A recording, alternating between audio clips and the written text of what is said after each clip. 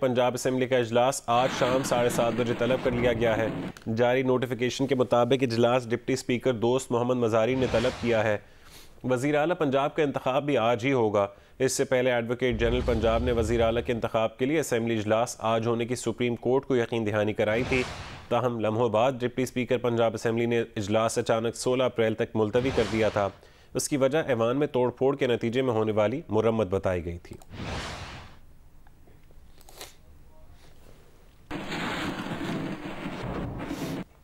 Pakistani security agencies को इमरान खान की हुकूमत गिराने की गैर मुल्की साजिश का कोई सबूत नहीं मिला।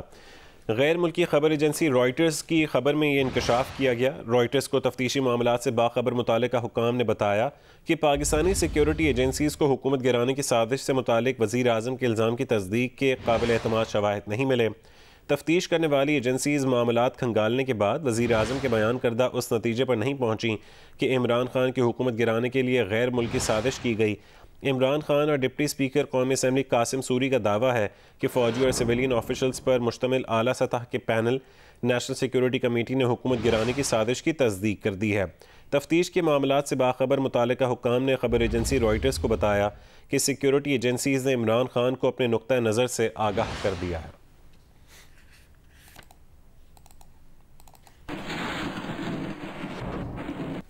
रहनुमा नून लीग मरीम नवाज ने कहा है कि सुप्रीम कोर्ट में दरख्वास्त गुजार PDM नहीं आईन पाकिस्तान है। लाहौर में प्रेस कॉन्फ्रेंस करते हुए मरीम नवाज ने कहा कि इमरान खान ने कौमी सलामती के एलामिया का गलत इस्तेमाल किया। मिलिट्री इदारों को उसकी वजाहत करनी चाहिए। ख़त का मुसवदा वजारत ख़ारजा में ड्राफ्ट किया गया। उन्होंने कहा है कि वज़ीर आला पंजाब उस्मान बुज़दार नहीं फराह खान थी। रातों रात फराह को बुरका पहनकर फरार करवाया गया। साबिक वज़ीर ख़ारजा शाह महमूद कुरैशी ने मरीम नवाज़ के इल्ज़ामात को बेबुनियाद करार देकर सबूत देने का मुतालबा कर दिया। उन्होंने ये बात जियो न्यूज़ के प्रोग्राम आज शाहज़ेब खानज़ादे के साथ में गुफ्तगू करते हुए कही। अस्करी क़यादत से वजाहत के सवाल पर शाह महमूद कुरैशी ने कोई वाज़ेह जवाब नहीं दिया। कहा कि किसी ने किसी को रोक नहीं रखा। इससे ज़्यादा बात वो करना मुनासिब नहीं समझते। कि मरियम नवाज साहिबा ने बहुत ही गैर जिम्मेदाराना बयान दिया है। उन्होंने दफ्तर खारजा पर बेजा इल्जाम लगाया है। मैं सख्ती से इसकी तरदीद करता हूं और कहता हूं कि अगर आपके पास शवाहिद है तो पेश कीजिए। साहब, ऐसी सूरत में जब आर्टिकल 5 के तहत ये बात बनाकर बुनियाद बनाकर इस सारी की सारी करस्पॉन्डेंस को अदम एतमाद को रिजेक्ट किया गया, तो वज़ीर आज़म की ये जिम्मेदारी थी कि इतने संगीन इल्ज़ाम को, जिसके बकौल आप लोगों के सबूत मौजूद हैं, उसकी तहकीकात करा के इस अपोजिशन के खिलाफ कार्रवाई करते, या उन्होंने पार्लियामान ही तोड़ दिया। इसकी तहकीकात करानी चाहिए थी। इस वक्त वो मसला अदालत उस्मा के सामने है और उस पर मजीद बात करना मुनासिब नहीं है। अपोजिशन क़यादत सारी की सारी अस्करी क़यादत से कह रही है कि वज़ीर आज़म गलत बयानी कर रहे हैं, आपसे मुंसलिक करके इसकी तस्दीक कीजिए। तो आप मुतालबा करेंगे अस्करी क़यादत से कि वज़ीर आज़म गलत बयानी नहीं कर रहे हैं, आके बताइए कि वज़ीर आज़म दुरुस्त कह रहे हैं। ऑपोजिशन फरार चाह रही है और मैं ऑपोजिशन के फरार का हिस्सा क्यों बनूं? हिस्सा क्या बनना है? अस्करी ज़राए खुद बता रहे हैं रॉयटर्स को कि वज़ीर आज़म गलत बयानी कर रहे हैं, हमारी तहकीक से नहीं पता चला। तो आप नहीं चाहेंगे कि वो खुलकर बताएं आके कि नहीं ये बात गलत है? देखिए, किसी ने किसी को रोक नहीं रखा। जो मालूमात मेरे पास है मैंने आपके सामने रख दी है। इससे ज्यादा आगे जाना इस वक्त मैं मुनासिब नहीं समझता। अच्छा, फिर अस्करी ज़राए की तरदीद कर दीजिए जो रॉयटर्स में छपी है या डोमेस्टिक मीडिया में बात हो रही है। तो मुझे किसी की तरदीद और तायद करने की जरूरत नहीं है। भाई तो मुझे कहना है मैं कह दूंगा ना। मैं किसी के कहने पे तो नहीं कहूंगा मुझे क्या कहना है या क्या नहीं कहना। मतलब वाज़ेह पोजीशन नहीं लेंगे आप? जो मैंने कह दिया है फिलहाल इस पे इक्तफा कीजिए। बिलावल भुट्टो जरदारी का कहना है कि पीपल्स पार्टी ने ना माजी में किसी आइन तोड़ने वाले को माफ़ किया, ना आज करेंगे। इस्लामाबाद में प्रेस कॉन्फ्रेंस करते हुए उन्होंने कहा कि ऑपोजिशन ने जमहूरी तरीके से हुकूमत को गिरा दिया। PTI वाले वफाक से भाग गए, पंजाब से भी भागना चाहते हैं। काउंटडाउन भी दिया था इमरान खान साहब को कि 10 दिन आपके पास है, अब अभी से इस्तीफा दे, अभी से अगर आप में हिम्मत है असेंबली तोड़ो और हमारा मुकाबला करो। मैं गिनता रहा हर स्टॉप पे कि 9 days, 8 days इस्तीफा दो, असेंबली तोड़ो, 7 days इस्तीफा दो, असेंबली तोड़ो, 3 दिन रहते हैं, इस्तीफा दो, असेंबली तोड़ो, वरना अदम एतमाद। हमारा मजाक उड़ाया जाता था। वो कहते थे कि जेब में क्यों है आपका अदम एतमाद, लेकर आए है। ये तो तोहफा है, हम आपको शिकस्त देंगे। सियासी जमातें मिलके ना सिर्फ पार्लियामान के बाहर मगर पार्लियामान के अंदर हमला किया तो ये सिलेक्टेड नहीं बच सका। मतलब मुकाबला करने का हिम्मत नहीं था कप्तान में, वो पिच छोड़ के भाग गया, विकेट्स उठा के भाग गया, झूठे छोड़ के भाग गया, पता नहीं और क्या क्या छोड़ के भाग गया। जो इज्जत और जिल्लत है वो अल्लाह ताला के हाथ में होता है, और ये कठपुतली जलील होके इसका हुकूमत खत्म हो रहा है। वफाक से भी भाग गया और पंजाब से भी भागने का कोशिश कर रहे हैं, और हम मुतालबा करते हैं कि जैसे वफाक में सिलसिला चला वैसे पंजाब में ना हो, और पंजाब में भी साफ और शफाफ तरीके से ये मुकाबला।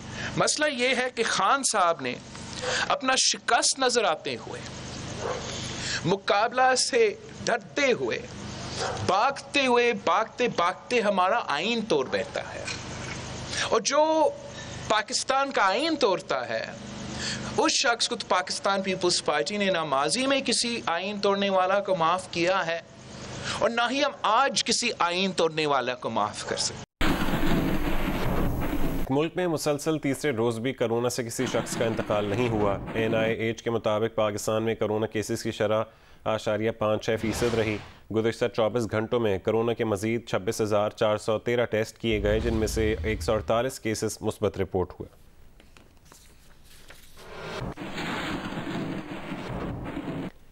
कोरोना के खिलाफ जंग में पाकिस्तानी कामयाबियों का एतराफ़। अमरीकी महकमा ख़ारजा की नई ट्रैवल एडवाइजरी में पाकिस्तान को कोरोना की सबसे कम दर्जे की कैटेगरी 1 में शामिल किया गया है।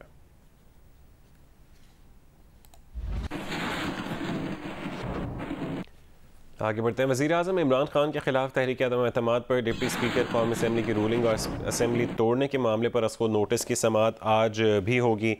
गुज़िश्ता समाअत में चीफ जस्टिस ने रिमार्क्स दिए कि वज़ीर आज़म के खिलाफ तहरीक अदम एतमाद पेश होने के मौके पर पार्लियामेंट में अक्सरियत मौजूद थी। रूल्स के तहत आइनी हक़ नज़रअंदाज नहीं किया जा सकता। अदालत वफादारियों की बुनियाद पर नहीं, आइन और कानून के मुताबिक फ़ैसला देगी। चीफ जस्टिस ने कहा है कि कायम मकाम हुकूमत का क़याम अदालती कार्रवाई से मशरूत है। बुध के रोज़ केस निमटाना चाहते हैं।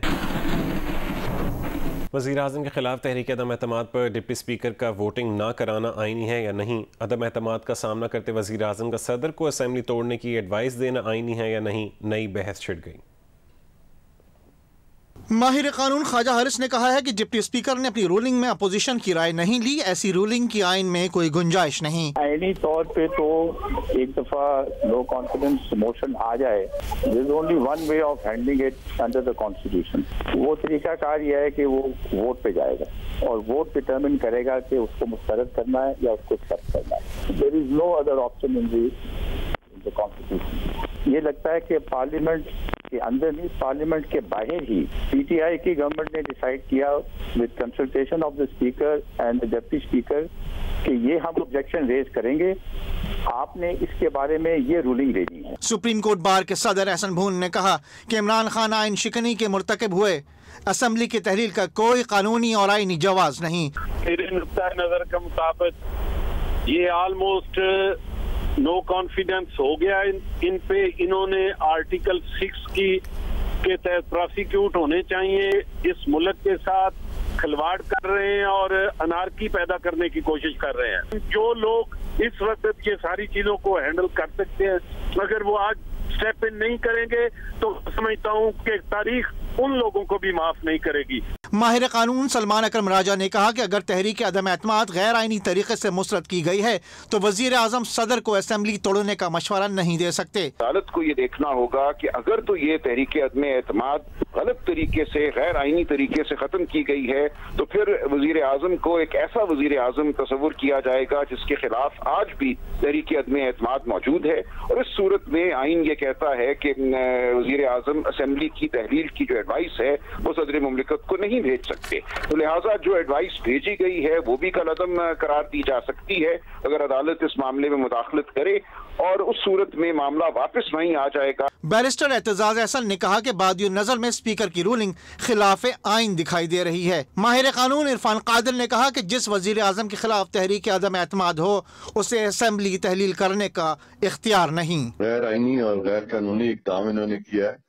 वोट ऑफ नो कॉन्फिडेंस, अदम एतमाद का वोट के लिए असेंबली में सेशन होता है, वोटिंग होनी होती है, तो फिर जब तक के वो वोट ऑफ नो कॉन्फिडेंस का सेशन खत्म ना हो जाए, वजीर आजम को कोई इख्तियार नहीं है कि वो ऐसा वजीर आजम जिसके खिलाफ के अदम एतमाद टेबल हुआ है वो असेंबली डिसॉल्व कर दे।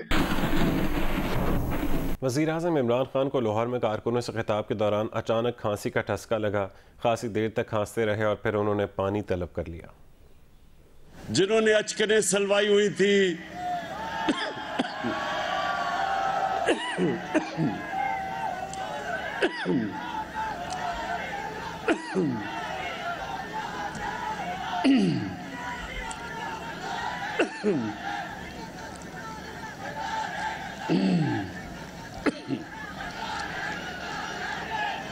पानी किसने अचकन सलवाई हुई थी?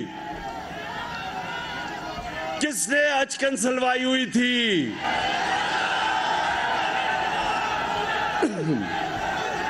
क्या हुआ?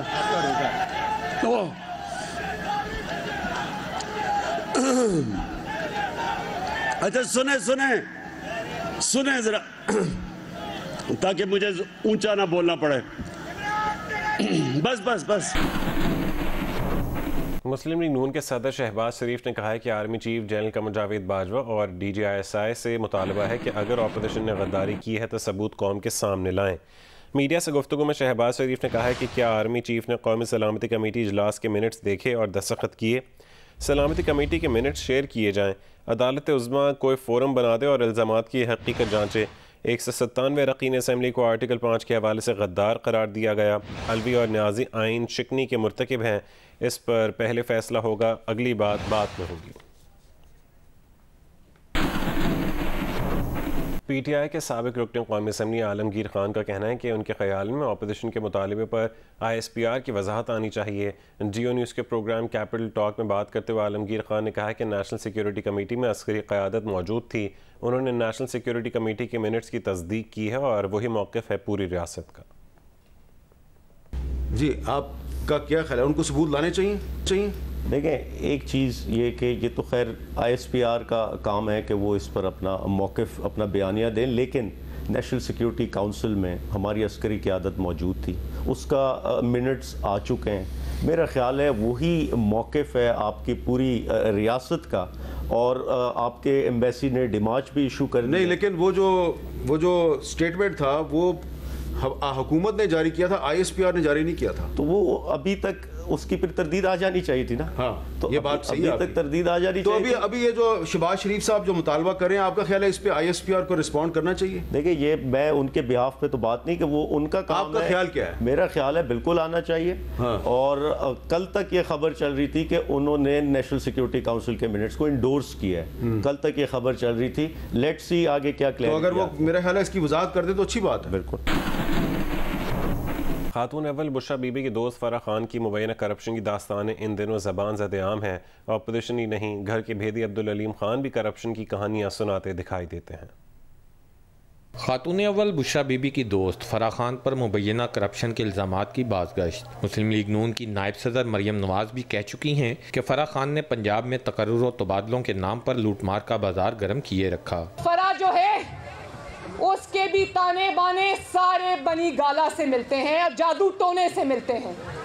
कोई पोस्टिंग, कोई ट्रांसफर, कोई तब्दीली, कुछ भी करोड़ों रुपए से कम रिश्वत में नहीं होता, और वो ताने बाने सारे इमरान खान के घर से मिलते हैं। पंजाब के साबिक सीनियर वजीर PTI के मुनहरिफ रहनुमा अब्दुल अलीम खान कहते हैं कि फराह खान तकर्रुर व तबादलों के एवज भारी रकूम बटोरती। उन्होंने कई बार शिकायत भी की मगर कोई सुनवाई ना हुई। फराह बीबी ने यहाँ पे बहुत रिश्वत ली है।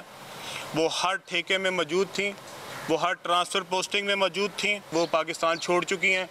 वो भाग चुकी हैं, उनके हस्बैंड भी भाग चुके हैं। मुस्लिम लीग नून के सीनियर रहनुमा मिफ्ता इस्माइल कहते हैं कि फराह खान खातून अव्वल की दोस्त और किसी की फ्रंट वूमन थी। वो पंजाब के जहाज पर दुबई रवाना हुई। इनके हाथ में जो बैग था इसकी कीमत $90,000 से जायद है। मुस्लिम लीग नून के रहनुमा राना मशहूद का कहना है कि उस्मान बुज़दार इमरान खान के लिए पैसे इकट्ठे करते, जबकि फराह खान भी इस जुर्म में बराबर की शरीक थी। पंजाब हुकूमत के जहाज में वो जा रही है, उसके हाथ में जो बैग था, और ये मैं आपको बता रहा हूँ $90,000 का, यानी कि 1,62,00,000 रुपए का बैग लेके जा रही है। फराह नामी खातून के जरिए जो पैसे इकट्ठे होते थे उसमें फराह का हिस्सा था, पिंकी पीरनी का हिस्सा था, उस्मान बुज़दार का हिस्सा था, इमरान खान का हिस्सा था। फराह खान पर करप्शन के इल्जामात को इनके गांव मोजा घंग में वसी तरक्याती काम देखकर मजीद तकवीयत मिलती है। जिला शेखुपुरा के इस दूर दराज गांव की चंद साल में ही किस्मत बदल गई। मोजा घंग के इर्द गिर्द सड़कें खंडरात का मंजर पेश करती हैं, जबकि मोजा घंग में कारपेटेड सड़क समेत दीगर तमाम सहूलतें मौजूद हैं। दूसरी जानिब PTI हुकूमत जाती देखकर पूछगछ से बचने के लिए फराह खान 3 अप्रैल की सुबह ही चुपके से दुबई रवाना हो गयी, जबकि इनके शोहर एहसन जमील 31 मार्च को ही अमरीका जा चुके हैं। उधर बुशरा बीबी के साहबजादे मूसा मानिका का कहना है कि फराह खान ने वजीर आजम और मेरी वालदा के साथ अच्छा नहीं किया।